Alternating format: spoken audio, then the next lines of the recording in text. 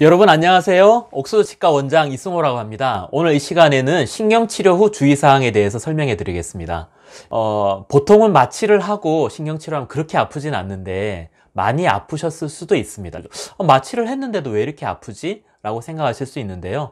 보통 신경이 염증이 심하면 마취를 해도 마취가 잘 되지 않는 경우가 좀 있습니다. 그래서 염증에 빠져 있는 신경을 많이 제거한 이후에 그 다음번에부터 이루어지는 신경치료 때는 훨씬 통증이 감소하게 되니까 걱정하지 마시고 여러분들이 마취는 충분히 되어도 아픈 경우가 있다고 그렇게 좀 이해해 주시면 좋겠습니다.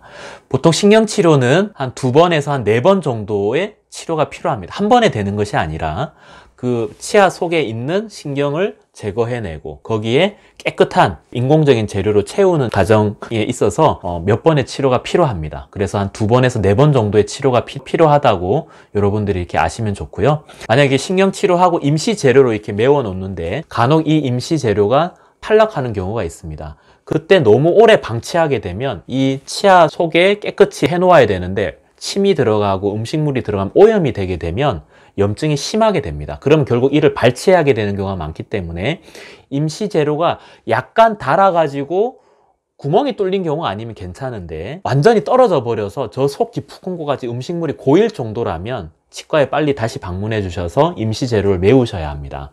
그리고 통증이 보통 신경치료를 처음 받고 나면 보통 한 이틀 정도의 통증이 있게 됩니다. 그때는 참지 마시고 많이 아픈 경우에는 우리가 쉽게 구입할 수 있는 타이레놀이라든지 혹은 처방해 드리는 그 약을 드셔서 통증을 조절하시면 되겠습니다.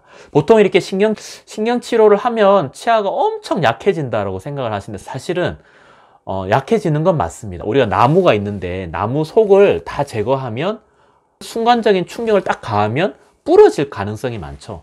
마찬가지로 신경치료를 한 치아는 나무의 속을 뺀 것과 똑같습니다. 그래서 빼고 순간적인 충격이 가해지면 깨지기가 쉬운데 신경치료 받은 치아는 그래서 반드시 신경치료가 끝난 다음에는 이를 금리라든지 도자기라든지 지르코니아 크라운이라든지 어떤 그런 재료들로 치아를 이렇게 360도 쌓아 주어야 합니다. 그래야 어떤 충격이 와도 충격이 분산시켜서 깨지지 않을 수가 있는 것이죠. 그래서 신경치료를 잘 받고 잘 씌워주면 신경치료를 받지 않은 치아처럼 오래 건강하게 쓰실 수가 있기 때문에 여러분들이 너무 걱정하지 않으셔도 되겠고요.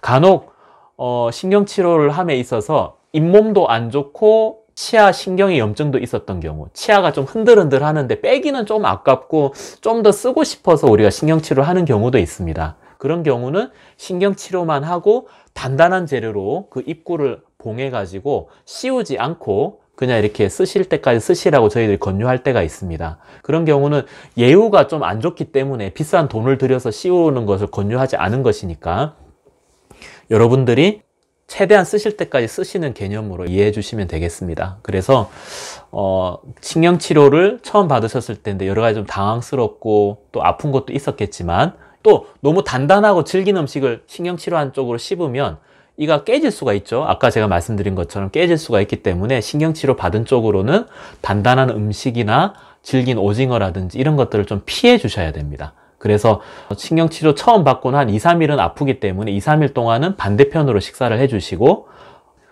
좀 이렇게 2, 3일 뒤에 통증이 좀 사라진 다음에는 부드러운 것 정도는 신경치료한 부위로 가볍게 식사하셔도 되겠습니다. 하지만 아주 단단한 음식들은 모든 신경치료 끝나고 딱 씌워진 다음 이후에 하는 것이 치아 파절을 방지할 수 있는 것이 되겠죠. 이번 시간에는 신경치료 주의사항에 대해서 설명해 드렸습니다. 다음에 좀 더 유익한 정보로 여러분들을 찾아뵙도록 하겠습니다. 여러분 안녕히 계십시오.